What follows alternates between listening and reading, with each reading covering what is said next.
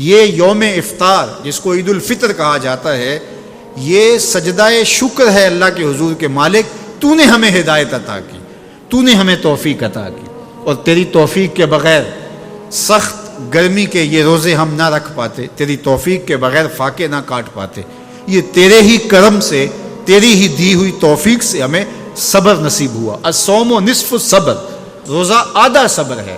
تو جس نے توفیق دی اب اسی کا شکریہ ادا کرنے کے لیے ہم کھلے میدان میں، ہم مرکز میں، ہم مسجد میں، ہم مختلف جگہوں پہ جمع ہوتے ہیں اور جمع ہو کے اس بات کا اعلان کرتے ہیں، مالک میری توفیق بھی تیرے کرم کا صدقہ، یہ قدم اٹھتے نہیں اٹھائے جاتے ہیں۔ تو نے توفیق دی تو روزے رکھے گئے، تو نے توفیق دی تو گنتی کے دن پورے ہوئے، تو نے توفیق دی تو مالک تیرے ہی حضور حاضر ہوئے، اور یہ تیرا ہی کرم ہے اور تیری ہی کرم نوازیوں کے رنگ ہیں۔ حضرت معاذ بن جبل رضی اللہ تعالیٰ عنہ فرماتے ہیں کہ ایک دن حضور نے میرا ہاتھ پکڑا اور ہاتھ پکڑ کے فرمایا، اے معاذ واللہ انی لاحبک، اللہ کی قسم میں تجھ سے پیار کرتا ہوں۔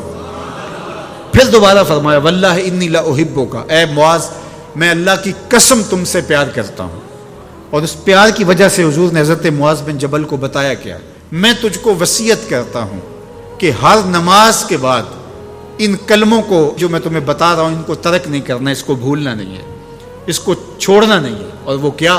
اللہم اعنی علی ذکرک و شکرک و حسن عبادتک، اے اللہ مجھے توفیق دے اپنی عبادت کی، مجھے توفیق دے اپنے ذکر کی، مجھے توفیق دے اپنا شکر ادا کرنے کی۔ تو اللہ کا شکر ادا کرنے کی اس سے توفیق مانگی، مالک نعمت بھی تو دے اور اس نعمت پر شکرانے کی توفیق بھی تو عطا کر۔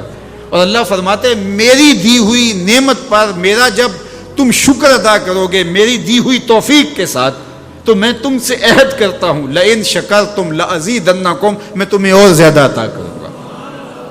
اللہ اکبر، شکریہ سے نعمت میں اضافہ ہوتا ہے، نعمت میں برکت ہوتی ہے۔ ایک دوسرے مقام پہ کتنی خوبصورت بات ارشاد کی، ما یفعل اللہ بعذابکم ان شکرتم و آمنتم، اللہ فرماتا ہے کہ وہ تمہیں عذاب دے کے کیا کرے گا اگر تم شکریہ ادا کرو اور ایمان لاؤ۔ اللہ کی چاہت نہیں ہے کہ تجھے جہنم کی بھڑکتی ہوئی آگ میں ڈالے، جو آگ تمہاری ہڈیاں توڑ کے رکھ دے، تمہارا گوشت جلا کے رکھ دے اور تم وہاں ذلت سہو، یہ تمہارے رب کی منشا نہیں ہے۔ وہ یہ چاہتا ہے کہ تمہیں جنت کی بہاریں نصیب فرمائے۔ یہ تمہارا عمل ہے کہ تم عذابوں کو خرید رہے ہو، تم عذابوں میں چھلانگیں لگا رہے ہو۔ اس کی مرضی کیا ہے، اس کی رضا کیا ہے کہ تم شکر ادا کرو اور اس پر ایمان لاؤ، تو وہ تمہارے گناہ بھی معاف کرتے، تمہارے درجے بھی بلند فرما دے۔ بلکہ ایک دوسرے موقع پہ اللہ تعالیٰ نے قرآن مجید میں ارشاد فرمایا کہ تم جہنم کے گھڑے میں گرنے والے تھے، ایک جنبش پا کی دیر تھی کہ تم ایندھن بن جاتے۔ کہا کہ میری نعمت کا شکر ادا کرو کہ جس نعمت نے، اس نعمت سے مراد محمد عربی صلی اللہ علیہ وسلم، تمہیں جہنم سے نکال کے جنت کی راہوں پہ ڈال دیا۔ تو ہمارا رب ہمیں بخشنا چاہتا ہے، ہمارا رب ہماری مغفرت کرنا چاہتا ہے، ہمارے گناہوں کو معاف کرنا چاہتا ہے۔ رحمت رب بہانہ می جویت، اس کی رحمتیں بہانہ تلاش کرتی ہیں، اور بندوں کو بخشنا اسے بڑا پسند ہے۔ تو وہ کتنا کریم ہے، کتنا کریم ہے، کتنا کرم فرمانے والا ہے، کتنا رحیم ہے بندوں پر۔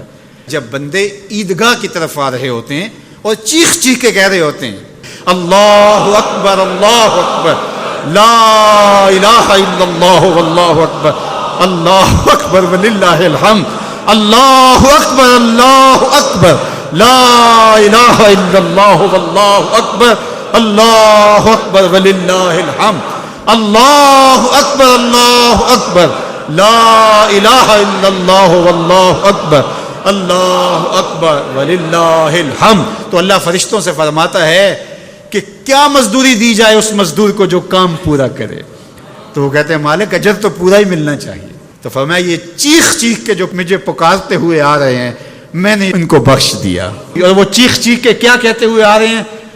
اللہ اکبر لا الہ الا اللہ واللہ اکبر اللہ اکبر وللہ الحمد اللہ اکبر لا الہ الا اللہ واللہ اکبر اللہ اکبر وللہ الحمد.